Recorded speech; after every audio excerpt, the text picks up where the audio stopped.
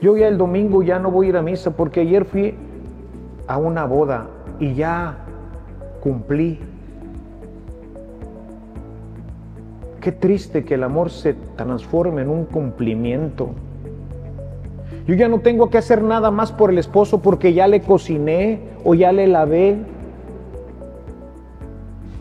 Ya no tengo que hacer nada por mi esposa o por mis hijos porque ya traje el dinero para que coman, vivan y se vistan. ¿Qué tal? Ya me conoces, soy el padre Ernesto María Caro y quiero invitarte a que veas el contenido que te he preparado. Estoy seguro que será de mucha utilidad para ti y si lo es, por favor, compártelo. Dale por favor a la campanita, suscríbete y ayúdanos así a que más gente conozca a Jesucristo. Dependemos de ti, de tu ayuda. Nos vemos próximamente. Te espero en una de nuestras múltiples redes. Hasta entonces.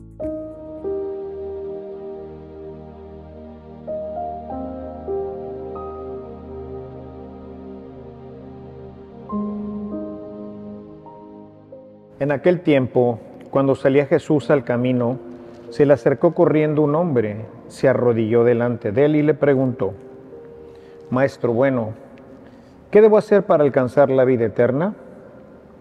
Jesús le contestó: ¿por qué me llamas bueno? Nadie es bueno sino solo Dios. Ya sabes los mandamientos: no matarás, no cometerás adulterio, no robarás, no levantarás falso testimonio, no cometerás fraudes, honrarás a tu padre y a tu madre. Entonces él le contestó: Maestro, todo esto lo he cumplido desde muy joven. Jesús lo miró con amor y le dijo: solo una cosa te falta. Ve y vende todo lo que tienes, da el dinero a los pobres y así tendrás un tesoro en los cielos. Después, ven y sígueme. Pero al oír estas palabras el hombre se entristeció y se fue apesadumbrado porque tenía muchos bienes. Jesús, mirando a su alrededor, dijo entonces a sus discípulos: qué difícil les va a ser a los ricos entrar en el reino de Dios. Los discípulos quedaron sorprendidos ante estas palabras, pero Jesús insistió: hijitos, qué difícil es para los que confían en las riquezas entrar en el reino de Dios. Más fácil es a un camello pasar por el ojo de una aguja que a un rico entrar en el reino de Dios. Ellos se asombraron todavía más y comentaban entre sí: entonces, ¿quién puede salvarse? Jesús, mirándolos fijamente, les dijo: es imposible para los hombres, mas no para Dios. Para Dios todo es posible. Entonces Pedro le dijo a Jesús: Señor, ya ves que nosotros lo hemos dejado todo por seguirte. Jesús le respondió: yo les aseguro, nadie que haya dejado casa, o hermanos o hermanas, o padre o madre, o hijos o tierra, por mí y por el Evangelio, dejará de recibir en esta vida el 100 por uno, en hermanos, hermanas, madres, hijos y tierras, junto con persecuciones, y en el otro mundo, la vida eterna. Pues me da primeramente mucho gusto volver a saludarlos. Estuve un poco ausente estas semanas porque aproveché de hacer mis ejercicios espirituales, los cuales pues agradezco. No acostumbro a avisar a mucha gente porque se hace más ruido, pero los que oraron por mí les agradezco mucho, o los que oran por mí. Han sido unos ejercicios muy importantes y ricos en mi vida. Y bien, pues haciendo un comentario como lo hacemos siempre, algo que nos podamos llevar a casa y ponerlo en nuestras vidas. Hoy la palabra de Dios que escuchamos junta el pasaje del joven rico y lo refiere a la primera lectura, o sea, están en conjunción. La primera lectura que está tomada del libro de la sabiduría, donde nos habla qué es la sabiduría y el valor y la riqueza de la sabiduría, la cual el escritor, aparentemente Salomón, aprecia más que todo lo demás.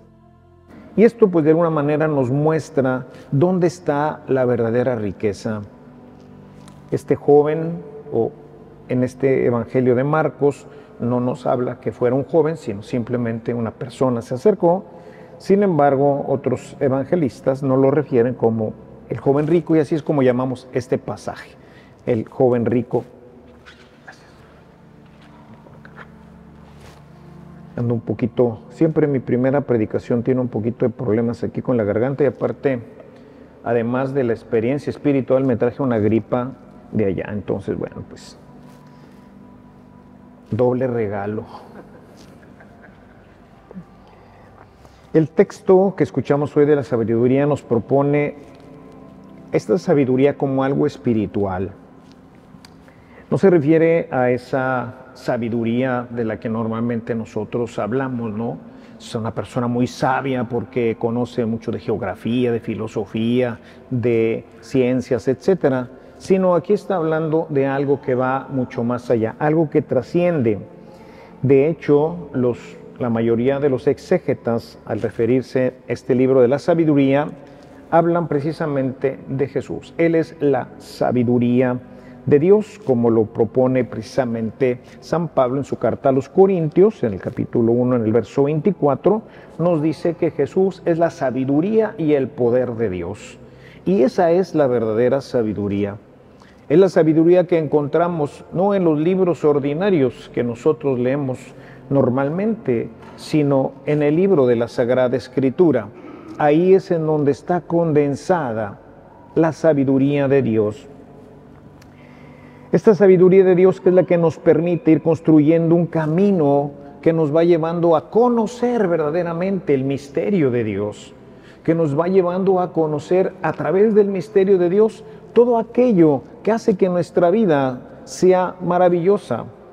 He hablado muchísimo y bueno, nunca me cansaré de ello porque Jesús nunca lo hizo, de hablar del reino, de esa experiencia interna que el hombre tiene en el corazón y que refiere claramente el autor de la carta a los hebreos, que es de la carta a los romanos, Pablo, que dice que es gozo, paz y alegría en el Espíritu Santo. Es algo que estalla dentro de nosotros y que permite que nuestra vida sea diferente y que hagamos con esta diferencia también diferente la vida de todos aquellos que nos acompañan a lo largo del camino. Esta sabiduría, como lo dice San Pablo, es una sabiduría escondida. La gente cuando lee de primer momento la Sagrada Escritura, pues no la comprende bien. Es una sabiduría que está escondida ahí. Es algo que el Señor quiere revelarnos.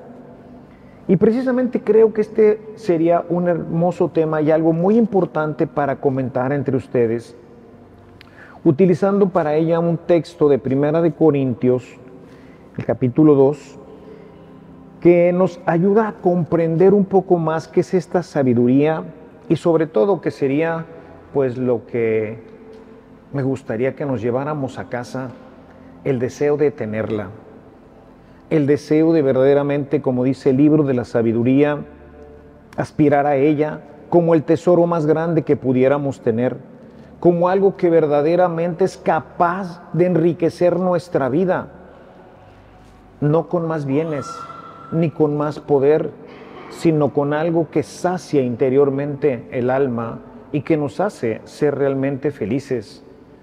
Hoy este mundo tan ansioso de encontrar la felicidad, la busca en donde nunca lo va a encontrar. La posesión de bienes, los altos puestos de poder y todo este tipo de sucedáneos que nos presenta el mundo, hermanos, créanmelo, nunca van a saciar el corazón del hombre, porque está hecho para Dios y solamente Él puede saciarlo a través de Él mismo.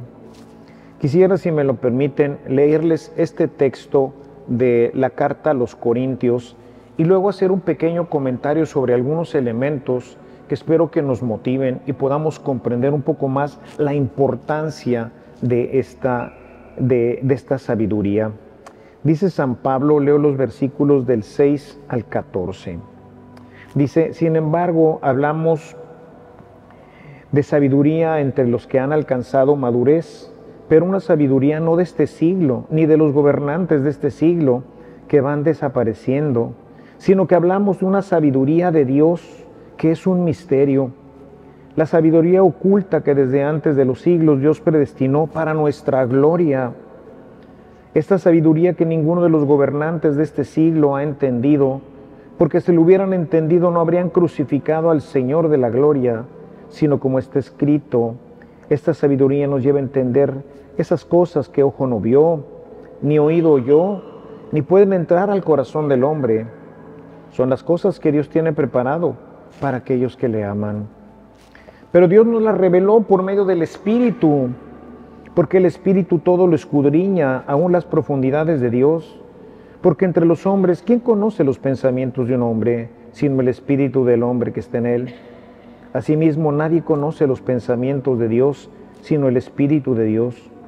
Y nosotros hemos recibido no el Espíritu del mundo, sino el Espíritu de Dios, para que conozcamos lo que Dios nos ha dado gratuitamente, de lo cual también hablamos, no con palabras enseñadas por sabiduría humana, sino con las enseñanzas del Espíritu, combinando pensamientos espirituales con palabras espirituales.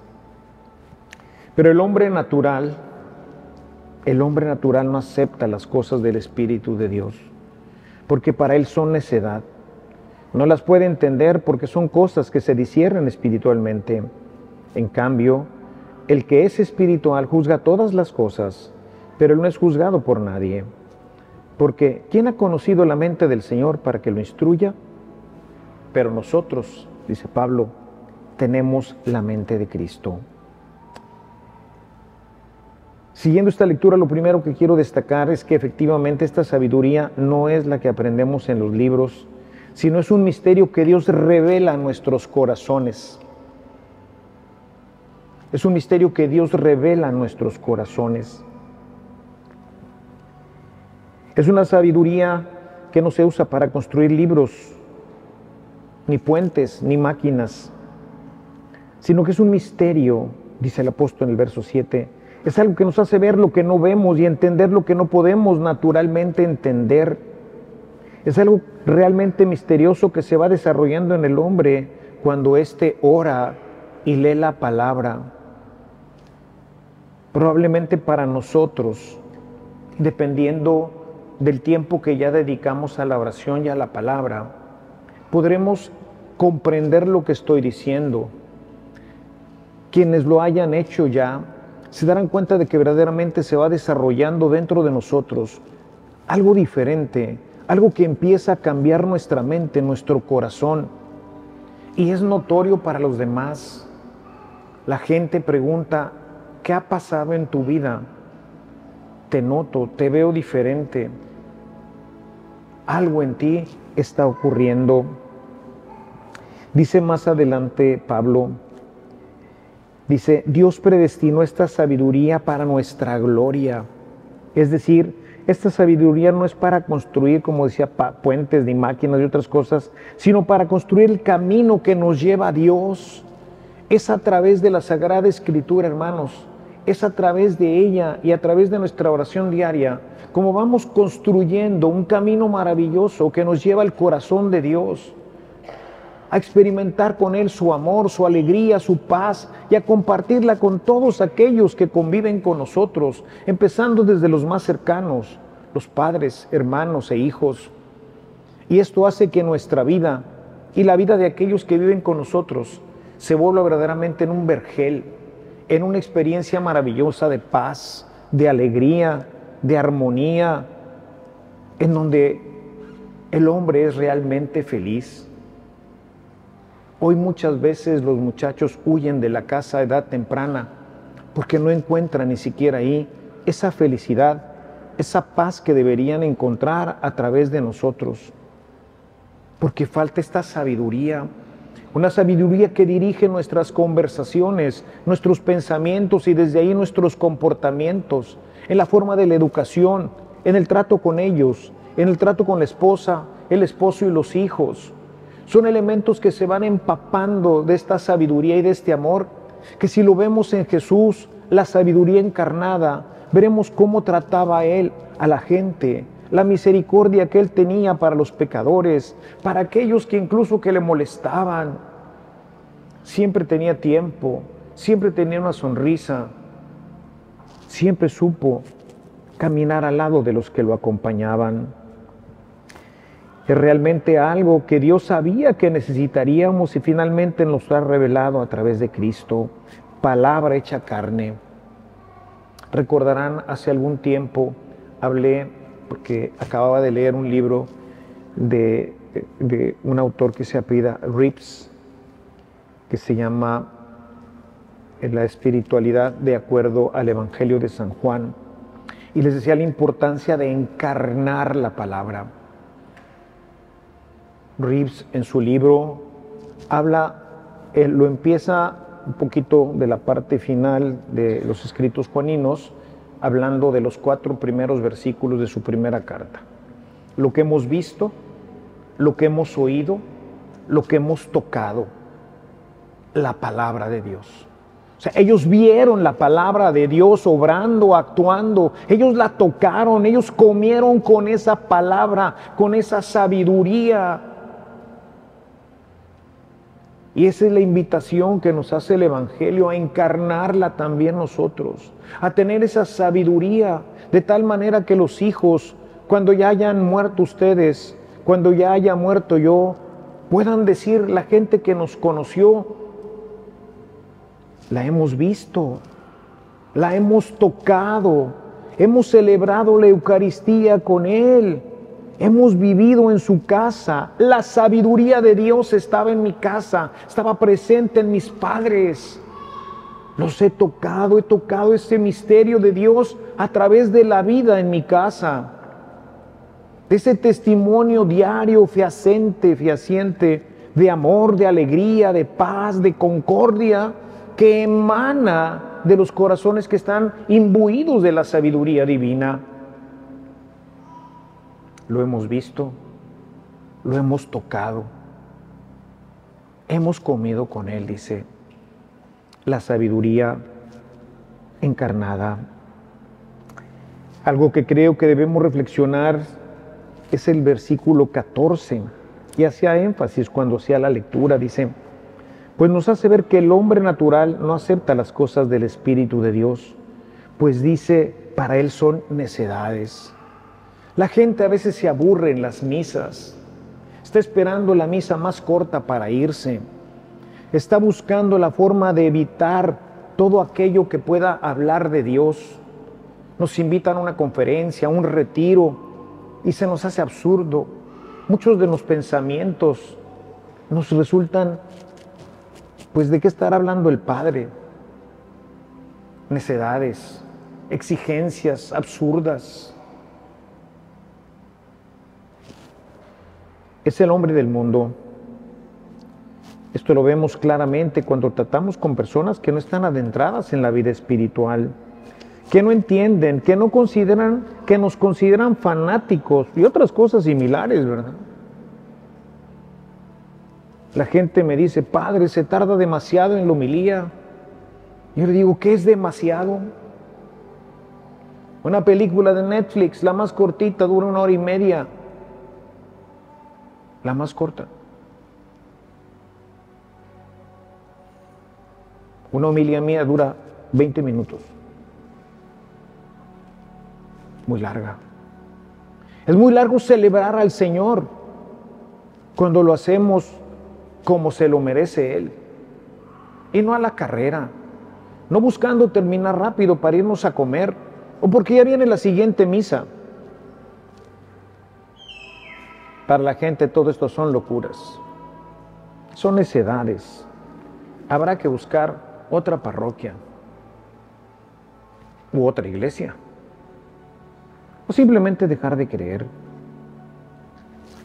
Ellos lo ven como un desperdicio de tiempo, como algo que no vale la pena, que está plagado de renuncias a lo que ellos consideran bueno, pero que en realidad a los ojos de aquellos que tenemos la gracia de ir creciendo en el Espíritu de Dios y así en su sabiduría divina, todo esto es algo maravilloso que no cambiaríamos por nada y que de ninguna forma representa un sacrificio o un problema sino todo lo contrario. Hay gente que me dice, yo ya el domingo ya no voy a ir a misa porque ayer fui a una boda y ya cumplí. Qué triste que el amor se transforme en un cumplimiento. Yo ya no tengo que hacer nada más por el esposo porque ya le cociné o ya le lavé. Ya no tengo que hacer nada por mi esposa o por mis hijos porque ya traje el dinero para que coman, vivan y se vistan. Qué triste. Nos limita en el amor y hace que la expresión del amor sea algo que no tiene sentido porque pasa. Mientras que el amor, como dice Pablo, no pasa nunca. No venimos a misa porque nos obligan, sino porque amamos al Señor.